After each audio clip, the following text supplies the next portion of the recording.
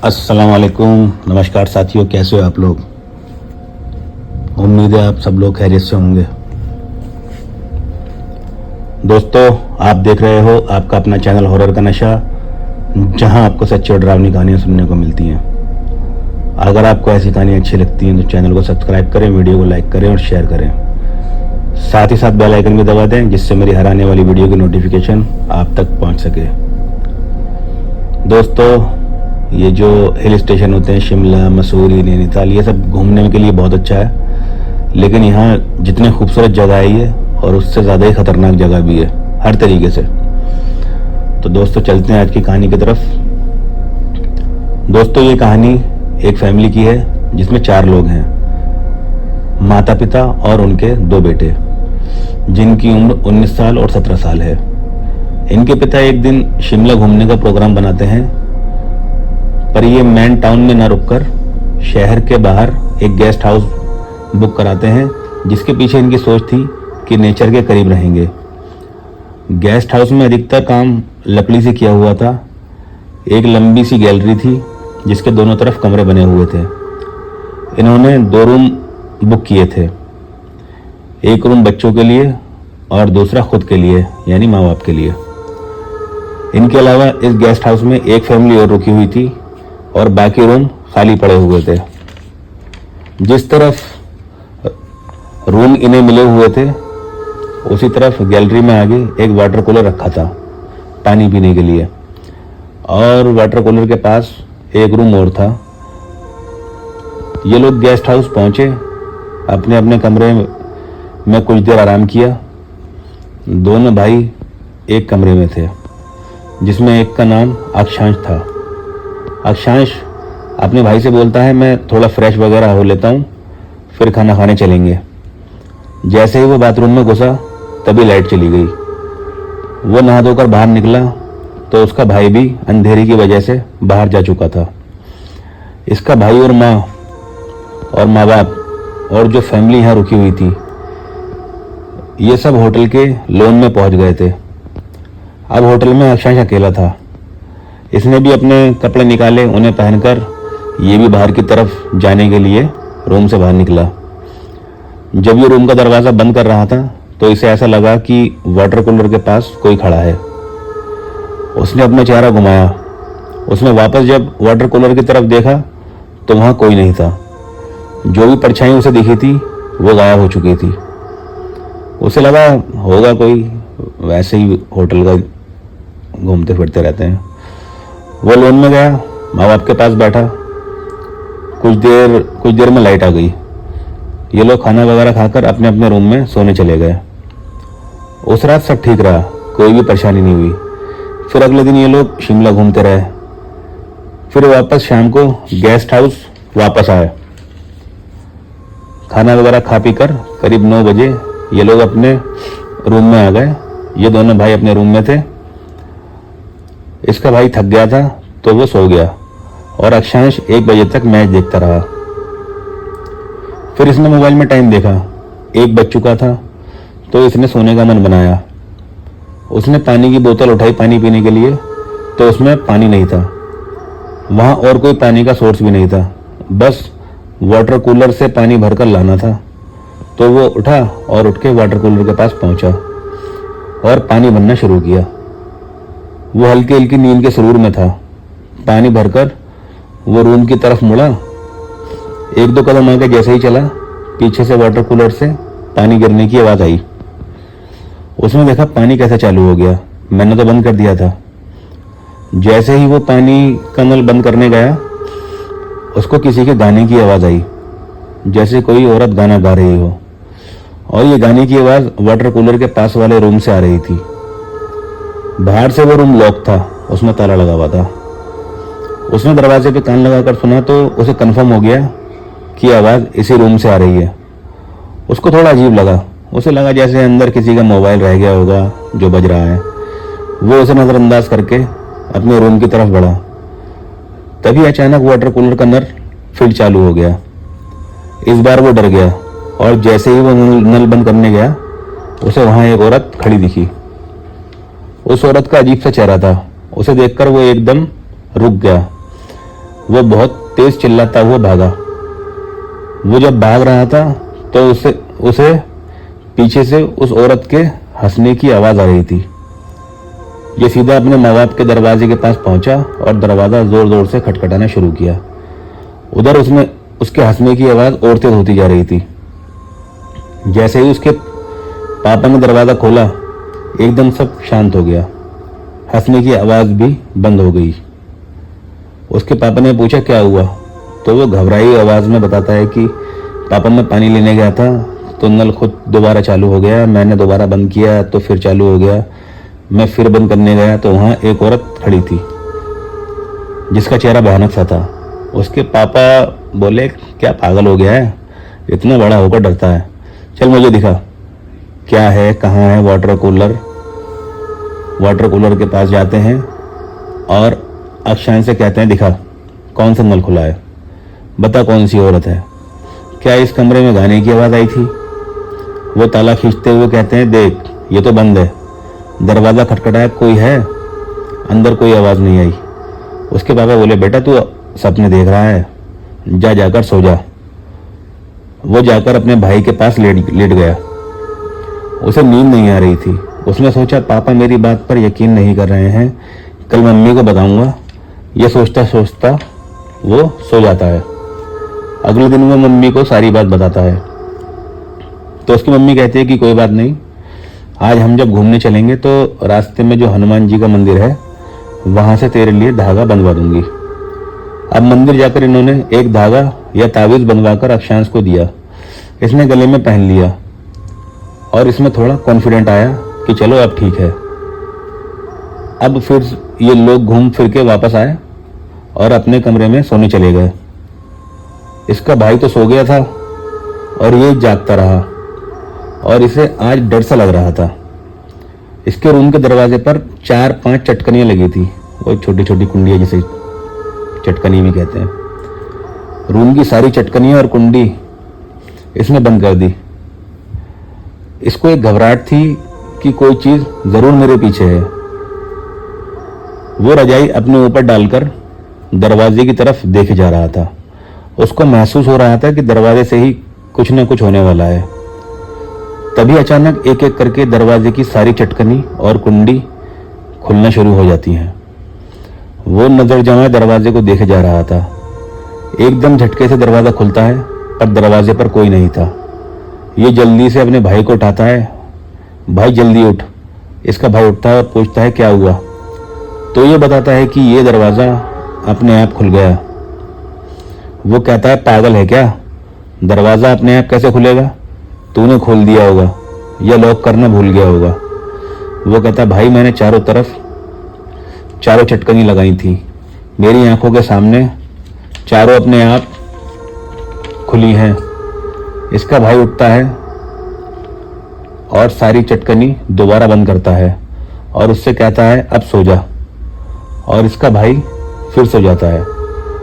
अक्षांश रजाई को अपने चेहरे पर ढक लेता है। उसे महसूस हो रहा था कि आज कुछ दिख जाएगा। कुछ देर बाद रजाई में उसका दम घुटने लगा तो उसने सांस लेने के लिए चेहरा बाहर निकाला तो उसने देखा उसके पैरों के पास वो औरत बैठी हुई थी। उसको देखते ही उसने अपना चेहरा वापस रजाई में छुपा लिया और जो मंदिर से तावीज मिला था उसे कस के पकड़ लेता है और हनुमान चालीसा पढ़ने की कोशिश करता है। कुछ देर बाद वो जैसे ही रजाई से चेहरा हटाता है, उसके चेहरे के पास उस औरत का चेहरा था। उसको इतने करीब से देखकर वो बेहोश हो जाता है। अगले दिन जब इसके मम्मी पापा इसे उठाने आते हैं तो देखते हैं कि इसकी गर्दन पे निशान बना हुआ है। ये निशान वो तावीज की वजह से आ गया था जब इसने उसे कसके से पकड़कर हनुमान चालीसा पढ़ना शुरू किया था। इसने अपने माँ बाप को सारी बात बताई कि वो औरत आई थी, मेरे बिल्कुल पास थी, उसने सब कुछ बताया। इसकी गर्दन का निशान देखकर इसके माँ बाप को इसकी बात पर यकीन हुआ। अब इसके पापा रिसेप्शन पर जाते हैं जहां उस गेस्ट हाउस पर काम करने वाले लड़के खड़े थे। इसके पापा ने उनसे पूछा कि क्या बात है, यहाँ मेरे बेटे को एक औरत दिखाई दे रही है। वो लड़के बोलते हैं कि हमें इसके बारे में कुछ नहीं पता। फिर इसके पापा उन्हें थोड़ा धमकाते हैं तो उनमें से एक लड़का बोलता है कि इस होटल में आपके अलावा भी कई लोगों को वो औरत दिखती है। तो उसके पापा कहते हैं कि तुमने पहले क्यों नहीं बताया कि यहाँ ऐसी औरत दिखती है। वो कहता है साहब वो सबको नहीं दिखती, कुछ ही लोगों को दिखती है, लेकिन जिसको भी दिखती है 9-10 दिन में उसकी मौत हो जाती है।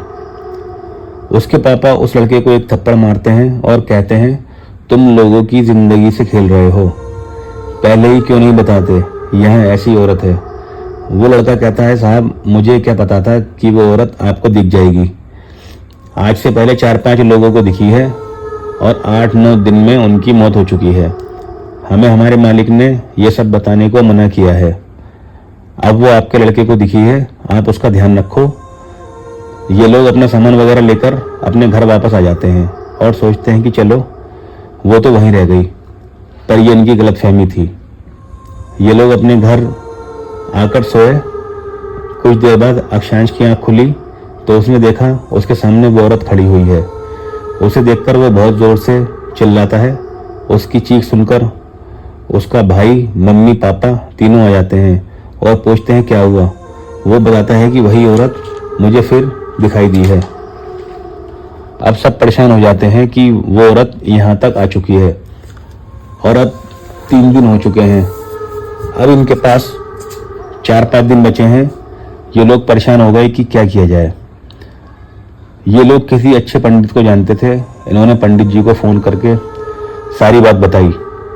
पंडित जी बोले जो बात आप लोग बता रहे हो इसका इलाज और कहीं नहीं हो सकता, इसे फौरन मेहंदीपुर बालाजी मंदिर ले जाओ।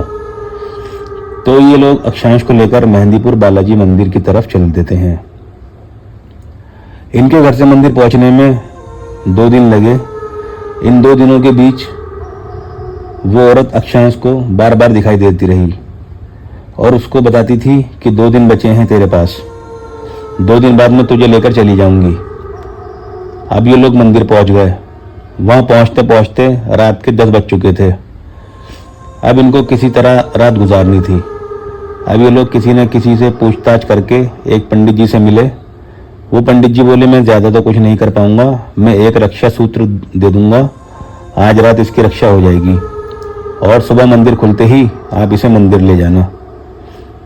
उन्होंने कुछ पूजा विधि या मंत्र पढ़कर उसकी कलाई पर वो रक्षा सूत्र बांध दिया। अब ये लोग एक गेस्ट हाउस में पहुंच गए। सब लोग थके हुए थे तो सो गए, पर ये लड़का नहीं सोया।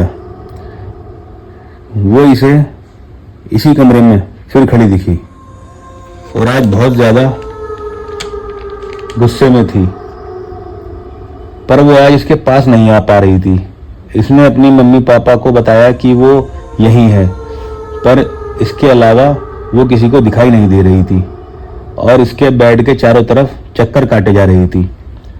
पूरी रात वो इसी तरह घूमती रही। वो बस उसके करीब आने का मौका ढूंढ रही थी और ये लड़का हनुमान चालीसा पढ़े जा रहा था। बड़ी मुश्किल से रात गुजरी। अगले दिन ये लोग मंदिर पहुंचे। वहाँ इन्होंने बताया कि आज इसके पास आखिरी दिन है। तो इस बात को जानकर वहाँ के सबसे बड़े पुजारी आए, इनकी सारी बात सुनी और कहा हम इसका इलाज करेंगे, आप लोग चिंता मत करो। पुजारी जी की अक्षांश को अंदर ले गए, हवन वगैरह का सामान मंगाया और एक सर्कल बनाया और उस सर्कल में आकांश को बिठा दिया। उसको बिठाने के बाद उन्होंने मंत्र पढ़ना शुरू कर दिया। 2.5 घंटे तक हवन चलता है। सब कुछ नॉर्मल रहता है। किसी को कुछ दिखाई नहीं दे रहा था, न अक्षांश को कुछ दिख रहा था और पुजारी जी अपने मंत्रों में मगन थे। 2.5 घंटे बाद वो औरत अक्षांश को फिर सामने खड़ी दिखी। पुजारी जी उठते हैं उस औरत के चारों तरफ एक गोलाकार यानी सर्कल बना देते हैं। पुजारी जी और अक्षांश के अलावा उसे कोई नहीं देख पा रहा था। पुजारी जी मंत्र पढ़े जा रहे हैं और वो औरत उस सर्कल से बाहर निकलना चाह रही है। वो अक्षांश को पकड़ने की कोशिश कर रही है और बहुत तेज चीख चिल्ला रही है। अक्षांश के कानों में दर्द हो रहा है उसकी आवाज से। फिर करीब 1 घंटा और मंत्र पढ़े गए। उसके बाद सबको एक बहुत बड़ी चीख सुनाई दी। अक्षांश ने उस औरत को हवन में समाते हुए देखा। इसके बाद पुजारी जी ने अक्षांश से कहा अब सब कुछ ठीक है। जब तुम पैदा हुए थे तब तुम्हारे ग्रह नक्षत्र बहुत कमज़ोर थे, इसलिए ऐसी चीज़ें तुमसे बहुत जल्दी इंटरेक्ट कर सकती हैं। इसी वजह से वो होटल में सिर्फ तुमको दिखाई दी। अब तुम ठीक हो। पुजारी जी ने उसकी माँ से कहा कि अब ये ठीक है, लेकिन अक्षांश के जो फादर थे वो दोबारा शिमला उसी होटल में गए अकेले। फिर इस होटल के मैनेजर को वापस पकड़ा और पूछा, बता आखिर यहाँ क्या हुआ था। तो उसने बताया कि 1 साल पहले यहाँ एक औरत रहने आई थी। उसे वाटर कूलर के पास वाला कमरा दिया गया था। वो औरत दिन रात अपने आप को कमरे में ही बंद रखती थी और रात को उसके कमरे से मंत्रों की आवाज़ें आती थी। हम उसको ये सब करने को मना करते थे तो वो कुछ देर चुप हो जाती थी, फिर थोड़ी देर में शुरू हो जाती थी। करीब 9 दिन बाद वो कमरे से बाहर निकली। हमने एक लड़का कमरे की साफ सफाई करने के लिए भेजा तो वहाँ कमरे में इंसानों की हड्डियाँ खोपड़ियाँ पड़ी थी और काले जादू का सामान बिखरा पड़ा था। वो लड़का जैसे ही गेट बंद करके घूमा, वो औरत वापस आ चुकी थी। उस औरत को देखकर वो लड़का भाग गया। वो औरत अंदर गई और अपने आप को रूम में लॉक कर लिया। इस लड़के ने ये बात सबको बताई। पुलिस बुलाई, रूम खोला तो वो औरत वहां नहीं थी, पर सामान सारा वहीं बिखरा पड़ा था। 2-3 दिन के बाद जहां वाटर कूलर रखा है वहां एक गैप है, उधर से बदबू आ रही थी। तो जब वहां देखा तो वहां उस औरत की लाश सड़ रही थी। पुलिस आई, उसकी लाश ले गई। तब से ये कमरा ऐसे ही बंद पड़ा है। लेकिन उसके बाद से कई लोगों को वो औरत दिखी है और जितना मुझे पता है जिसको वो औरत दिखी है वो 9 दिन बाद मर गया है। उसके पापा मैनेजर से कहते हैं कि ये तुम लोगों की जिम्मेदारी है कि कोई यहाँ रहने आए उसे सारी जानकारी दो। खैर, इन लोगों में कुछ देर बहस हुई और बात खत्म हुई। तो दोस्तों, ये थी आज की कहानी। अगर कहानी आपको अच्छी लगी हो तो चैनल को सब्सक्राइब करें, वीडियो को लाइक करें, शेयर करें। मिलते हैं अगली वीडियो में। खुदा हाफिज़।